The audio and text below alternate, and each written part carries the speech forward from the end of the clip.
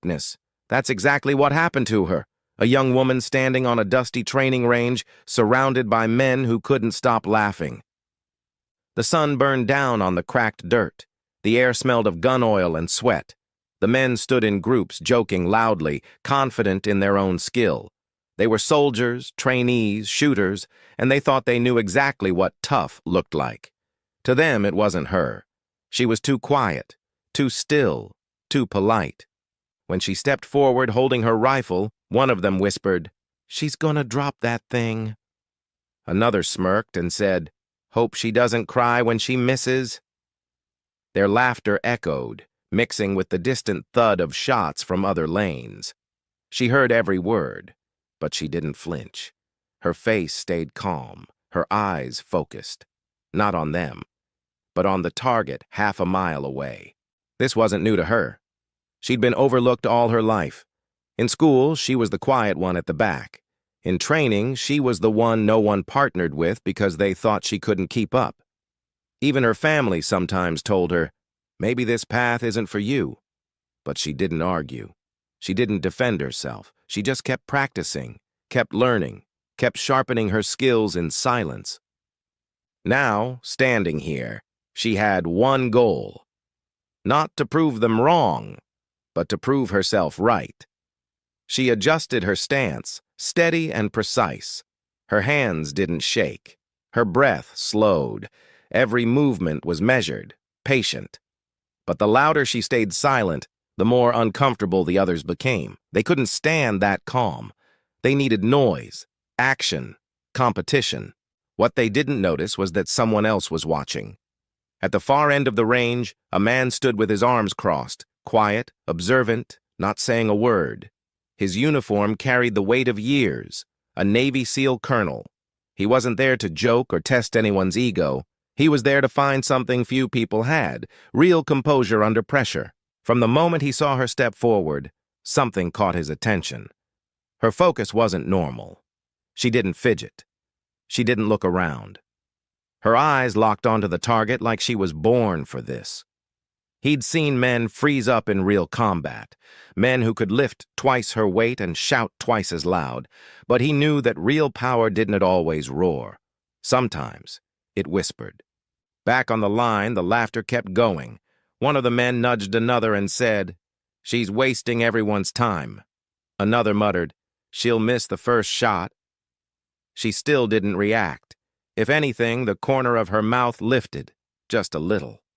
She loaded the rifle, adjusted her sight, and waited for her cue. In that split second before she fired, the colonel leaned slightly forward, curious. He could tell from her posture that she knew what she was doing. The way her fingers rested, the way her breathing matched the rhythm of the wind. He'd seen that before, years ago, in the best of his snipers. And then, silence. Even the laughter faded for a second as she pulled the trigger. What happened next would change the way everyone saw her, and it would silence more than just the sound of that shot. So if you've ever been underestimated, if you've ever felt ignored because you weren't the loudest one in the room, stay till the end of this video. Because this story isn't just about a quiet sniper. It's about what happens when calm meets chaos and wins. When you hear what the SEAL colonel said after seeing her shoot, you'll understand why this moment became a lesson for everyone there. And maybe a reminder for all of us. Sometimes the loudest power doesn't come from noise. It comes from focus, from silence, from the one person who doesn't need to say, "I can do it." She just says, "Let me show you how it's done." She wasn't always like this. Calm, focused, unreadable. Years ago, she was just a girl who loved the sound of the wind cutting through open fields, the quiet rhythm of the world around her. Her name was Maya, and she grew up in a small town where nobody talked about dreams like joining the military. People expected her to stay quiet, stay small, stay where she was, but Maya never fit into that box. Her father had been a hunter, not a soldier, but he taught her how to respect a weapon, how to trust her own focus. She learned to breathe with the land, to let silence guide her instead of fear. When she aimed, The world stopped moving. She wasn't fast, but she was steady. Every shot had meaning. After high school, while her friends chased easy paths, she wanted something more. The idea of joining the military wasn't about proving anything. It was about purpose. But that purpose came with resistance. At every turn, people told her she wasn't tough enough, that she didn't look like someone who belonged in a uniform. The day she joined the training program, she realized how deep that bias ran. Most of the recruits were men, loud, confident, and ready to show off. They measured strength by noise, not skill. Maya said little. She didn't need to announce her worth, but that silence made her invisible. The instructors barely noticed her. The other recruits saw her as a joke. Still, she kept showing up early, leaving late, practicing after hours when no one else bothered. Her roommates would laugh when they saw her polishing her rifle at night. "You really think that'll matter?" they said. She didn't answer. She just smiled, the kind of smile that holds a secret, the quiet kind that says, "You'll see." Weeks turned into months, and the pressure only grew. Every exercise was designed to break them, physically, mentally, emotionally. Maya didn't complain. While others shouted and cursed, she kept her pace steady. Even when her muscles ached and her hands bled from the rough stock of her weapon, she never gave up. She wasn't trying to beat anyone else. She was trying to meet her own standard, the one she promised her father she'd hold herself to. He used to tell her, "A good shot doesn't chase noise, Maya. She waits for the silence. That's where truth lives." Those words never left her. Even now, as she stood on that dusty range, surrounded by mockery, they echoed in her mind like a calm heartbeat. It wasn't that she didn't hear their laughter. She heard it clearly, each word, each joke. But she'd learned that laughter fades. Results don't. She had trained her whole life for moments like this, not to impress, but to endure. The SEAL colonel, who had been watching from a distance, started asking the instructor questions. "Who's that one?" he asked, nodding toward her. The instructor shrugged. "Just a trainee. Doesn't talk much. Probably won't last long." The colonel didn't reply. His eyes stayed fixed on Maya. There was something about her, something rare. He'd seen hundreds of recruits, strong ones, loud ones, brave ones, but very few with that kind of control. The way she moved told a story. Every motion had a reason. She didn't waste energy. She didn't show off. She simply existed in perfect rhythm with her weapon. It was a sight you only noticed if you'd been in real combat, if you knew what composure looked like when lives depended on it. Meanwhile, the others were preparing for the first test, a timed shooting trial. They cracked jokes, boasted about past scores, and tried to psych each other out. Maya didn't join in. She cleaned her scope, loaded her rounds, and breathed. She could feel their stares, their judgment. But under that noise, something inside her grew sharper. She wasn't angry. She wasn't scared. She was ready. Because she knew, when the moment came, noise would fade, laughter would stop, and truth would speak louder than words ever could. In the next few minutes, the test would begin.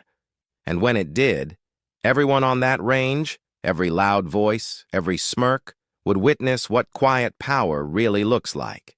And the SEAL colonel? He'd see exactly what he came for.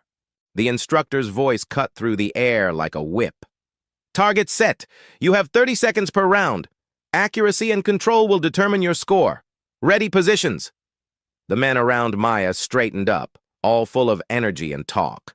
One of them smirked at her again and said under his breath, "Try not to miss the ground." The others laughed. She didn't even blink. She adjusted the strap on her rifle, pressed the butt against her shoulder, and lowered her heartbeat with a slow breath. The colonel watched from behind a shaded observation post.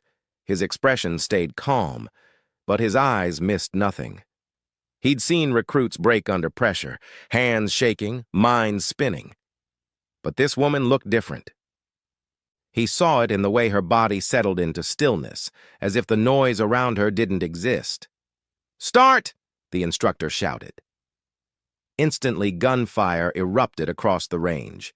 The loudest men were the first to fire, fast, wild, confident. Bullets kicked up dust, some hitting near the targets, others missing completely. Each shot was followed by muttered curses or proud laughter. They fired for speed, not precision. The air smelled of powder and pride. But Maya didn't rush. She didn't even lift her finger from the trigger at first. She waited, watched the dust settle, breathed once, twice. Then, when everything else seemed to fade away, she fired. The sound was sharp but calm, clean. One single shot, then another, and another. Each one measured, each one on rhythm. The colonel leaned closer. He could tell by her control that her shots were landing exactly where she wanted them to. The way her rifle barely moved after each pull told him everything he needed to know. This wasn't T-luck. This was mastery. But down the line, the men were still too busy to notice. They were competing with each other, shouting scores, teasing, arguing. No one cared to look at the quiet woman who never missed a step. After the final round, the range fell silent. The instructor walked forward, clipboard in hand. "Cease fire," he called out. Everyone lowered their weapons. Sweat dripped down faces. Some men were proud, others nervous. The targets began to move forward, carried by the mechanical line. One by one, the sheets came into view, full of scattered holes, some good, some wild. Then came hers. The room went quiet. Her target showed a tight cluster, every bullet inside the smallest ring. Perfect precision. The instructor stopped walking, his mouth opened slightly. "That's impossible," he said under his breath. The men followed his gaze, and the laughter died instantly. No one spoke, no one moved. The same ones who had mocked her now stared in silence. Maya didn't smile. She just stood there, her weapon lowered, breathing steady. Inside, she felt relief, not pride, not revenge, just peace. She'd done what she came to do. The colonel finally stepped forward. His boots crunched against the gravel. The crowd parted, making space without being told. He looked at the instructor first, then at Maya. "You," he said, pointing gently. "What's your name?" "Maya, sir." "Maya," he repeated. "Who trained you?" She hesitated, unsure how to answer. "No one, sir. Just practice." The colonel smiled faintly, something rare for him. "No one shoots like that by accident." For the first time since the session began, everyone was silent, not out of respect yet, but out of confusion. How could the quiet one, the one they laughed at, just outperform them all? The colonel turned to the group. "You boys might want to take notes. That right there," he said, nodding toward Maya's target, "is control. That's what wins real fights." Maya stood quietly, unsure whether to thank him or stay silent. She didn't need to speak. The results had already spoken for her. The colonel gave her a long look, one that seemed to hold both approval and curiosity. Then he said something that no one there would ever forget. "Keep an eye on her," he told the instructor. "I think we just found someone special." And with that, he walked away, leaving the others standing in stunned silence. For Maya, it wasn't about proving anyone wrong anymore. It was about realizing something powerful. That silence isn't weakness, and patience isn't surrender. It's strength in its purest form. What came next, though, would test that strength even further. Because after that day, the colonel didn't just remember her. He called her in for something she never expected. 2 days later, Maya was summoned to the colonel's office. The message was short. "Report to command building 0700 hours. Colonel Mason." She read it twice, unsure if it was even meant for her. She'd never spoken to him before that day at the range, at least not beyond those few words. Still, orders were orders. That morning she stood outside his door, uniform clean, boots shining. Her palms were dry, not from fear, but from focus. She knocked once. "Enter." Colonel Mason sat behind a large oak desk covered in folders and files. The room smelled faintly of coffee and gun oil, the scent of every base office. His sharp eyes lifted from a report as she stepped in. "At ease, Maya," he said, waving off her salute. "Sit." She did, keeping her posture straight, eyes forward. "I watched you at the range," he began, "and I don't say this often. What you did wasn't just skill. It was instinct, the kind of instinct that can't be taught easily." "Thank you, sir," she said quietly. He nodded. "You've got control, patience, and accuracy. But I want to know something. Why do you shoot?" The question caught her off guard. "Sir?" He leaned forward slightly.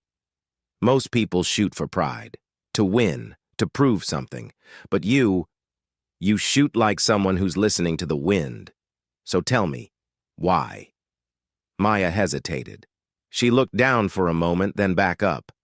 "When I was a kid, my dad taught me that a weapon isn't power, it's a promise.